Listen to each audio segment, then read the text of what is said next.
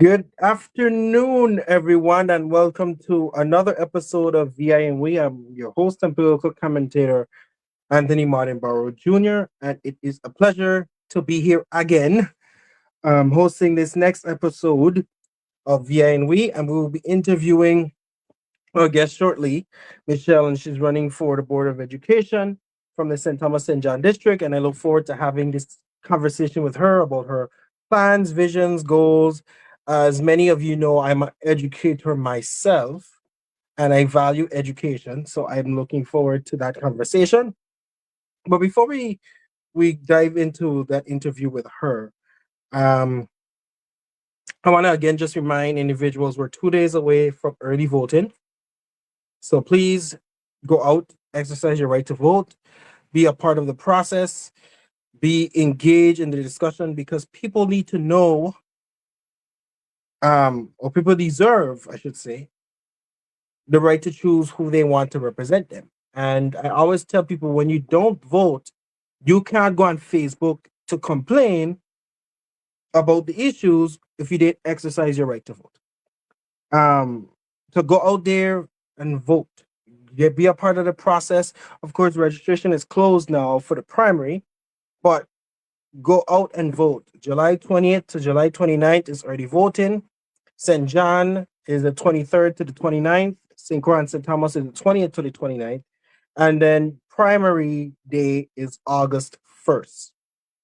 So go out and exercise your right. Then after that, of course, well, registration will open back up and people will be getting prepared for the general election in November. So make sure you register to vote. It is essential, it is important, and we all have a part to play in shaping the democracy we want to see for the Virgin Islands and the changes we need to see for the Virgin Islands. So please make it your effort to register to vote and be a part of the process. All right. So, with that being said, I kind of did my powwow yesterday. For the most part, we got the opportunity to interview Emmett Hansen. So, I was able to do my powwow from since the last couple of weeks. But with that being said, we're going to now bring on Miss Michelle, and I'm going to allow her to introduce herself and just tell you all a little bit about herself, and then we're going to dive into the questions. Good Good afternoon. afternoon. How are you? I'm wonderful. How are you? Thanks for I'm having all me. right. Can't complain. No problem. My door is always open. So, for the individuals who don't know who you are, this Yes, is your opportunity to tell us who is Michelle. perfect. Well, good afternoon, everyone. My name is Michelle Cawthron. I am a resident of St. John. I've lived on St. John for the past 15 years. In my spare time, I jokingly say my spare time, I am a business owner. I am a wedding and an event planner that focuses on events both on St. Thomas and St. John. And then my main job is I am the parent to two twin boys that are almost 7 years old, that are born on St. Thomas and been raised on St. John their whole life. Uh, a Awesome. little bit, a little bit about me. Other than that, I will be very honest. My background is not in education; it's more in psychology and business operations. Mhm. But um, the the reason that you're talking to me, obviously, is because I'm running for Board of Education. There's just been way too many conversations that I've been having over the last few years with my children in the school system, that there was a little bit of a fire in me. And what you said, Anthony, with people just complaining on Facebook and not really doing anything to change that, was really what was the drive behind my decision to run for Board of Education. Awesome. Awesome. And like I said, we all have to find ways to get involved in the process. If you're tired of something, you got to get involved to change it, which I think is very important. So, talk to me because you live on St. John, so you experience a lot of what other parents most likely experience in St. John. Where do your children attend public school? They do. So my children, yes. So my Yeah. children are at Julius East Brow School. They are in the public Yeah. school. So eventually, when they get to high school, if the high school is not built in time, By Mm-hmm. hopefully it is, if the K through 12 school that they're planning to rebuild, hopefully Mm-hmm. it's built by then. If not, then your children, just like generations before, would be Mm-hmm. subject to catching a boat to go over to Mm-hmm. St. Thomas to go to Ivana Eudora Ken, which is a school on the countryside. Yep. So, Yep. that is a concern many individuals have been facing for years. So what is something you see yourself doing if you were elected to the board in working with the department to see what strategies could be put in place to make that transition easier for St. John residents? So I'm going to take that question in two ways. So I think Yes. that big picture, there's a lot of situations that students, even before high school, are experiencing on St. John, or parents of students are experiencing before high school. And Mm, you basically already said it with the having a commute. My both of my children have IEPs. They both had mm, speech delays. So I have gone through several different avenues to get them the support that they need. So even before high school, many students on St. John and St. Thomas and St. Croix are experiencing not adequate services being provided for them without having to make that trip. And again, the drive behind my decision to run is to be an additional voice from St. John. There are a lot of parents that I've had conversations with children that have special needs, children that do not have special needs, but just that struggle with that having to go to St. Thomas for everything. Obviously, with and I've been reviewing the plans for the K through 12 school. Fingers crossed, everything proceeds the way it's supposed to, and there will be less of that commute that children have to make as they advance through their elementary school into middle school and into high school years. But right now, it is a very, very big challenge that a lot of families experience. Thank you for sharing that, and I hope it could be resolved one day. So Yeah. let's shift gears for a minute. Okay. What are your thoughts in terms of our the territory's status in terms of academics? We know right now the territory is dealing with a math Mm-hmm. decrease. Students are not scoring where they should be scoring in math. Mm-hmm. We do have a deficit in regards to reading comprehension. So, what is something you could see yourself doing with your colleagues on the board, if elected, to help the department address those deficiencies? I think the big thing that a lot of administrators I've been talking to are experiencing is the brackets of children that are in the public school system right now. We have some children that started kindergarten virtually, essentially Mhm. virtually, which we know some were able to and some were not. So a lot of these low number or low scores that we're seeing for math and reading, a lot of these children that are being tested right now didn't get a true start to elementary Mhm. school, if you want to just kind of lay it out there bluntly. My goal with the other Board of Education members would be a lot of parent education. I think that there's a big disconnect right now with what parents' expectations are of what the school is supposed to be providing, but parents aren't given tools to actually help effectively what is happening in the school during the school day. It's like, and we're seeing a lot of parents that are going through burnout, and administrators that are going through burnout, just because there aren't tools in place for these people in these positions to help these children score higher on these different testing. Sure. And one of the responsibilities of the Board of Education is to publish a school accountability and management report. Yes. So they basically essentially they go around the different schools, they evaluate the administrators, instructors, teachers, their facilities. So what is something you think, well, the department, in my opinion, struggles with several things, but what Yeah. are three things you think the department is struggling with, and what role do you see yourself playing to resolve some of those issues? The Can I just do? You said three. Yeah. Okay. So the first one, I do think that as a St. John resident, we've been noticing is lack of staff, Mhm. and a lot of classrooms that are large numbers of students and low numbers of staff that are supporting those students. And Mhm. again, when I just mentioned the staff and administration burnout, we're in a situation where we're not adequately hiring people that need to be in these positions in all of the schools within all three islands to Mm-hmm. be an actual staff member or a teacher or a para. So that would be the first thing, is just really sourcing or figuring out what the needs are and a way to source people that are, qualified and getting them into the system, so that we're, and we also have a lot of teachers that have been teaching for a long time, and they're getting to that age of retirement. And we need to be drawing people in that are coming out of school, out of college, to start the process of their career within the VI school system. So that would be the first one, is more like acquiring Mm-hmm. staff and figuring out how to retain the staff that we have and support them.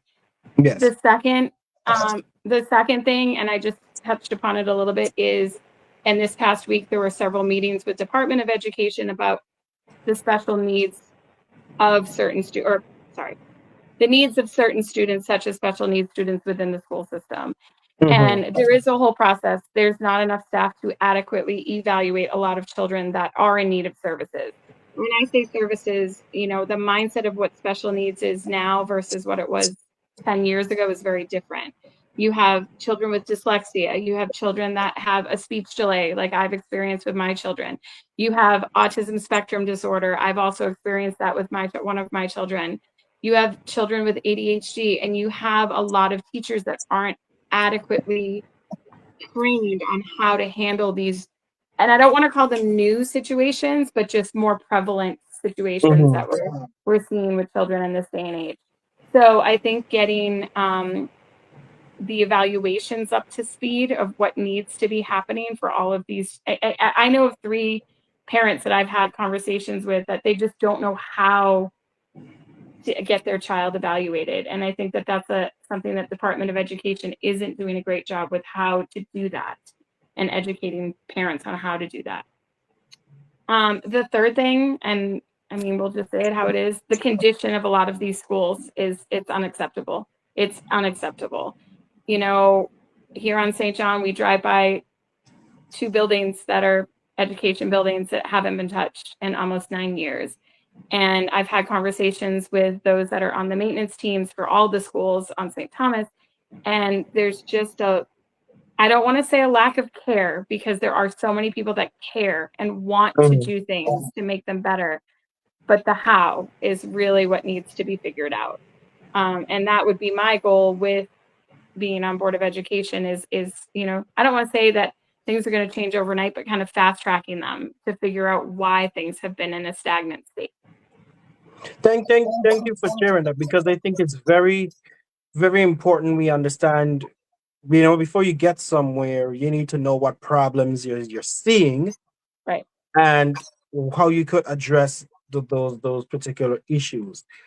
When it comes to, you talked about maintenance, and that has been a discussion that's been raised up again, as a current senator have recently announced legislation to repeal the act that established the Bureau of School Construction and Maintenance. What are your thoughts on that, especially with you running as a member, um, as somebody running to represent the St. Thomas St. John District on the Board of Education? How do you see the Board of Education holding the Bureau of School Construction and Maintenance more accountable in ensuring that these projects get done for our students and staff? Well, and Anthony, I think tying back to when you were talking earlier about these low scores that we're seeing with children, with math and reading, it all comes down to how much time they're in a school, and Mhm. how many times over the last school year have we seen schools on St. Croix, schools on St. Thomas, with Mhm. St. John too. Sometimes it's not even to the condition of the school. It might be situations of power outages. Yes. Yeah. Children need to be in an environment that's inviting for them, and it's Mhm. encouraging them, and staff and administration as well. And I think that, like you were saying, with keeping the maintenance side of things in check, it's a learning process. And I will say I will be learning a lot. I have been learning a lot of things over the last several Mhm. months, but the goal is really for every child in the Virgin Islands to be in a setting that is conducive to learning. And we have a lot of children right now that are not in that setting. And the the lack of urgency for those needs to be met is what's really been, again, that fire in me. And I think that the Board of Education has to be working conjunctively with all of these different teams that are responsible for all these different parts of that goal. Thank you. That's very important. And each member of the Board of Education, they usually come in with some idea or some plan of, what they want to tackle in the first 100 days. Mm-hmm. So that's the question I would ask you. What would you like to tackle in your first 100 days if you were elected to the board? Well, first, it is being that voice of St. John. I know we do have a wonderful member that's already on the board that is our at-large member that represents St. John. But I Mhm. do think that St. John's voice in terms of parents and the school administration and staff is a little silenced, and being that voice.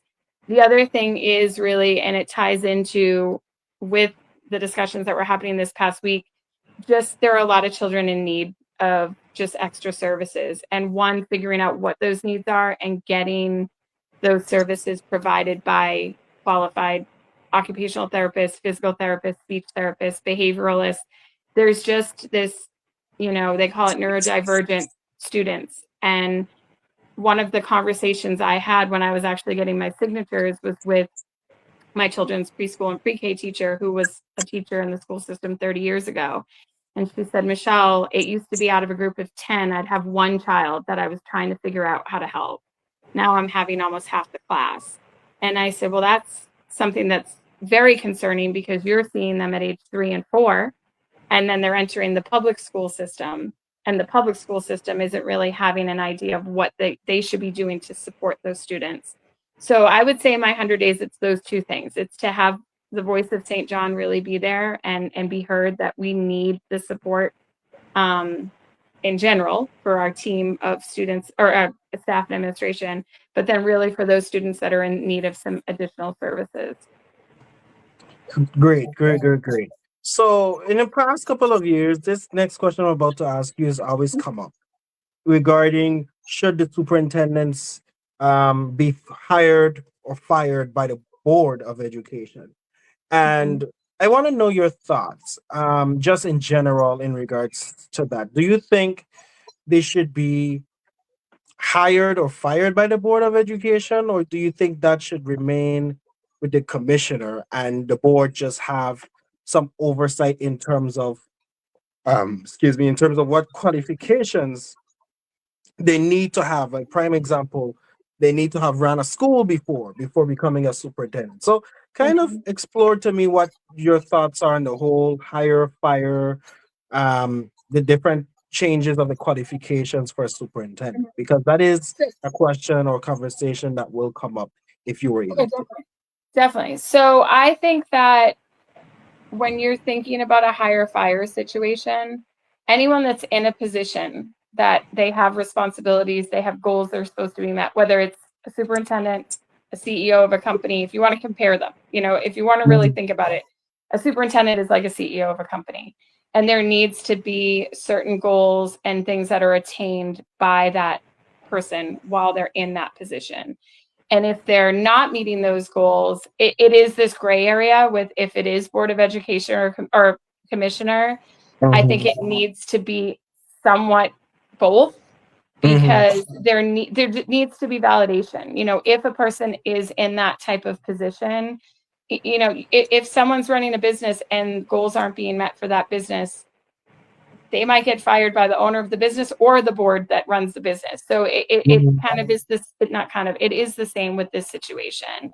It needs to be a conjoined effort for that. Thank you for sharing that. Because I think it's important when we're talking about we have a new administration that is going to come in regardless of Yeah. who's elected by the Yep. end of the year. And that's my next question. How would you ensure, or how you as a board member would work with the administration to ensure that we are getting a commissioner, or the department is getting a team Mhm. that is able to accomplish the goals that needs to be accomplished. So, what role do you see yourself playing with your colleagues on the board to ensure that the department gets a leadership team that actually can execute the plans moving education forward? I think it really comes down to getting people into those roles that are qualified, and board members, if I'm on there, myself and others would have to really make that a point with the new administration that we're in a situation across the territory with education that it needs some major revamping. And we need to have people that are wanting to be committed to that revamp. And when I say revamping, it's just being more dedicated and setting probably higher goals than what we've had. I think that there's a lot of, I don't want to call it new blood, but it's the only word that's coming. There's a lot of new ideas that have been out there in this political climate that we're all observing over the last couple months. Mhm. And it's really having conversations like this and having conversations with those that are running for those higher offices, saying, what is your plan? And really making sure that everyone knows, like, there needs to be some major change in the Virgin Islands. And education is one of the biggest areas that it needs to be happening. Thank you for sharing that. And I have a few more questions because you're running for board of education. So I'm going to ask you a few more board of education Yes. questions, and then we're going to shift into some general questions about the territory as a whole, like healthcare, energy, those kind of things, just as a regular person. And then we'll shift gears and end the show because you're running for a board position. Usually, Yeah. when I have a congressional candidate or a senatorial or a gubernatorial, by the time the show is done, I've asked over 50 questions at least. But but you're running for board of education, and so you have a lot of responsibilities, but not as much as these other positions. Right. So my second to last question in relation to board of education is more centered around how do you see yourself working with your colleagues? Because there's gonna be individuals who are veteran educators, to be Mm-hmm. honest, that might feel like they know everything, and then you as a newbie might not necessarily Mm-hmm. be an educator, but you're a parent, and everybody, almost all the members are parents.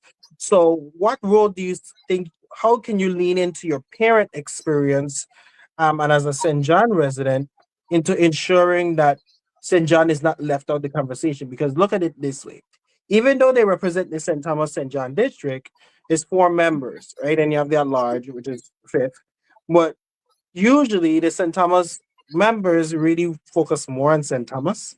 St. John is Mm-hmm. not really shown as much. So how do you see yourself not only advocating for St. John with the large member who's also a resident of St. John, Mm-hmm. but being you're coming into a world with veteran educators, how do Mm-hmm. you ensure that your priorities can be accomplished? Well, I think that with any board, you're going to have strengths that each board member is going to bring to the table. And I think that I have different strengths than those members that are currently there. And I think one of them is the voice of a parent and being in the school system currently and going through things Mhm. recently, having those experiences and having, like I've said, conversations with so many parents and staff and administrators about the same things that just keep coming up. Mhm. And it isn't just St. John. I'm having conversations with people in St. Thomas. Obviously, I live in St. John, so there's more Yeah. conversations where I live. But Yes. I think I respect those that are on the board currently and that will remain on the board because they do have, let's say it, more educational background than what I have. But I've Mhm. had to learn a lot in the last 7 years. Or my children have had IEP since they were 18 months old. I've had to learn a lot about child development, how the Mhm. process works with education and the Department of Education. So I've Yeah. self-educated myself on education, I guess is the best Mhm. way. And I think that having that new knowledge along with veteran educating educators' Mhm. knowledge is going to be beneficial. Great, great, great, great. And I now gonna shift gears into you as an individual now living in the territory. What Yes. are three priorities you think this next administration needs to tackle in the territory? Let's just say the major one, power. I Yeah. think that as a territory, we are light years behind where we should be. And I think that the new administration and members of the new administration need to make that the number one priority, because without power, all of these other things are even more of a detriment, or they're Mhm. more detrimental. It just causes more issues. Um, I do also think healthcare is a huge thing. I Mhm. know of many um, St. Jonians, St. Tomians that have left the territory due to needing more proper health care. And, some have come back, some have not. They've stayed in the States due to, coverage. But Mhm. healthcare is it's a huge thing. I think that's a huge thing. Um, the third, and this is something that I think that with what I do professionally as a wedding and Mhm. an event planner in hospitality, I think that since the storms, a lot of people have kind of reached the breaking point, and they're in hospitality roles or in the role of being the face of the Virgin Islands. Mhm. And I think that we all need to really start appreciating where we live. Mhm. Again, I'm not born here. I have been here for 50 years. This is home to me. It's the longest I've ever lived anywhere.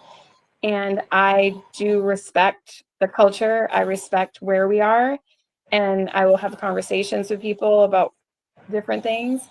I think that I I don't want our territory to be solely dependent on tourism, but I do think there needs to be a better balance of how, as Virgin Islanders, we're representing where we live.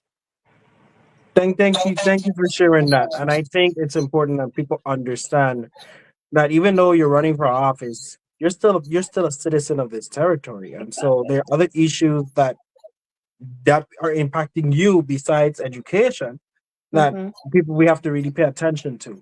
Like example, healthcare. St. John doesn't have a hospital. They have to Mm-hmm. come over to St. Thomas. So what is that experience like? Because I don't know if I could imagine that. So I what mean, what is that experience? yeah, I mean, there's not the option unless it's a home birth for women to have their children on St. John. Mhm. I know of a handful of people that have done that in the last couple of years. I very personal, but I had a high risk pregnancy because I was older and had twins, and I had to live on Mhm. St. Thomas for the last 2 weeks of my pregnancy because I had early labor start on St. John, and my doctor said, "You're not going back," because I needed to be closer to a hospital. So, Mhm. you know, that's something that families can plan around that. And the joke Yeah. is always, when you're getting towards the end of a pregnancy, that boat needs to be ready to get you over to St. Thomas. But, you know, that's planned. What about an emergency? What about a heart attack? What about different things that happen to people, out of the blue? We don't have a dedicated hospital facility, and it's scary, very scary sometimes Mhm. to think about that. Yes, and then because I don't think that should be. You all need a hospital. Hmm. You know, I'm not saying it needs to be this huge facility, obviously, like St. Croix and St. Thomas, just because you don't have as much land, but you need to have something. Right. Um, And we have the clinic, and I don't know the last time you were on St. John, but the clinic is still sitting there, but we have portables, just tying it back to the schools. The schools, these are all supposed to be temporary fixtures while things mhm, were repaired. And the team, I've had to go in for minor things to the clinic over here, to Myra Keating, and they're mhm, wonderful in there, and they're working with what they have. They're amazing people that are working with what they have, but they need more. They need the support.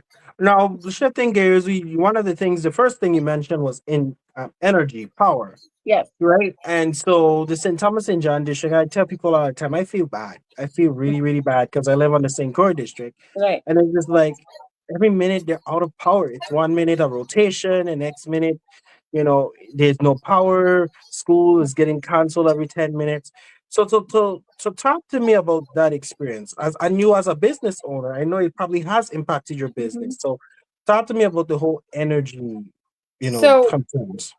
So I think a big thing that's been brought up when we've been dealing with these outages, and especially two last week that were overnight outages, there's a lot of elderly people that are very dependent on medication that needs to be refrigerated, CPAP machines, different tools that are supporting them. in their homes. And when you're experiencing outage after outage, the one thing I will say is WAPA tries to give us those schedules, but then they don't stick to them. And as Mm, residents of St. Thomas and St. John, you start looking and you get into a rhythm of, okay, I'm going to have 2 hours off and then it's going to come back. Just stick to it. Just stick to it for us, because then we can at least know that that's what it's going to be. mm-hmm. And when it comes to St. Thomas and St. John as a whole, there are a lot of businesses that are tourism based and restaurant based, hospitality, and you're looking at, hotels that are dealing with people that, are demanding, or not just hotels but villas, they're demanding a generator, they're demanding this, and it's all things, again, being that ambassador for these islands. This is Mm-hmm. a time when it's very stressful to live here. It's very stressful to live here, and the support from the government of it being said so many times, it's going to be fixed, it's going to be fixed, that's my goal.